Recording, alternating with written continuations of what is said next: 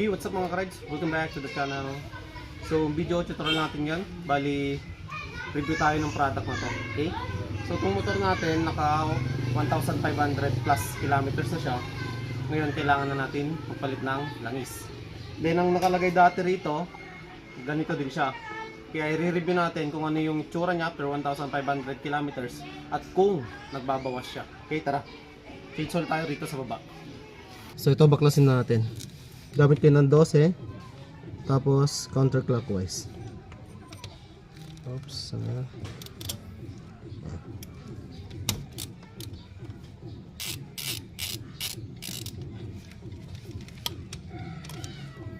Drain natin lahat. Tapos check natin.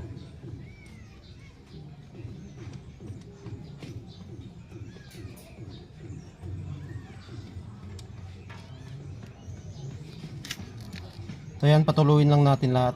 Tapos sukatin natin yung langis. So yan, konti na yung tumutulo. Ngayon, check din natin yung strainer. Buksan din natin to.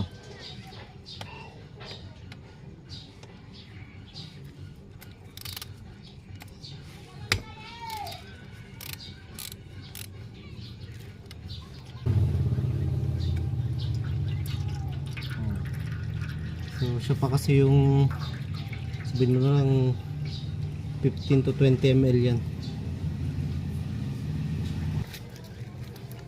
Patuloyin lang natin lahat. So yan, moment of truth tayo. Feel ko na drain naman na lahat. Tinanggal natin yung drain plug tsaka yung strainer. Okay, inuga-uga natin konti. Tapos ito, tignan na natin kung nagbawas ba siya after 1,500 plus kilometers. So yun yung last patak. Okay. So kung feel nyo maitim siya, hindi. Ayan o. Oh. Napakalinaw pa. Tapos ang maganda talaga, ang dulas niya. Promise.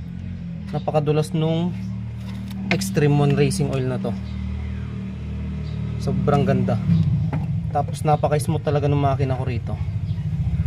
Pero syempre, hindi lang tayo nagbe-base sa ganon. Check din natin kung safe siya after ng mga ganong natakbo. Okay. Sana walang matapon.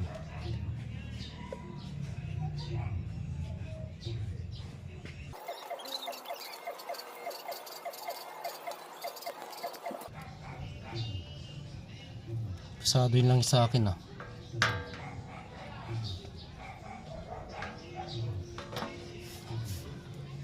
Yan na. So mapapansin nyo, nasa 750 ml. So ang linagay ko dating langis dito ay 900. So 900 siya. Ngayon 750 ml na lang. Okay. So matik, may natira pang langis dyan sa pinakaloob ng makina. Hindi naman natin drain ng isang araw. So big sabihin, goods ito kahit ganun karami na yung natakbo niya, 1,500 plus kilometers. Ito siya, ito itsura niya. Sobrang linaw. Okay. So bakit ko nasabing goods? Kasi kung mapapansin nyo sa mga vlog natin, sinusukat ko talaga yung mga use oil natin.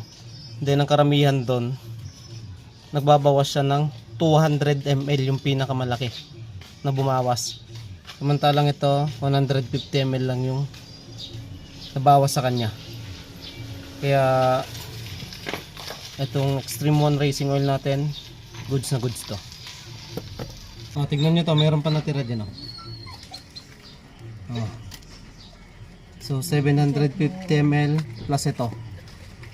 Tsaka yung pinakaloob ng makina niyan.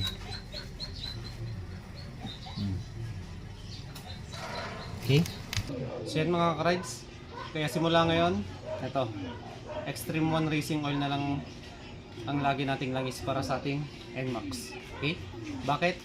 Una sa lahat, madulas yung langis, smooth yung makina, tapos okay siya in the long run. Okay? Basta Extreme One, number 1 yan. Okay? Ride safe. Peace.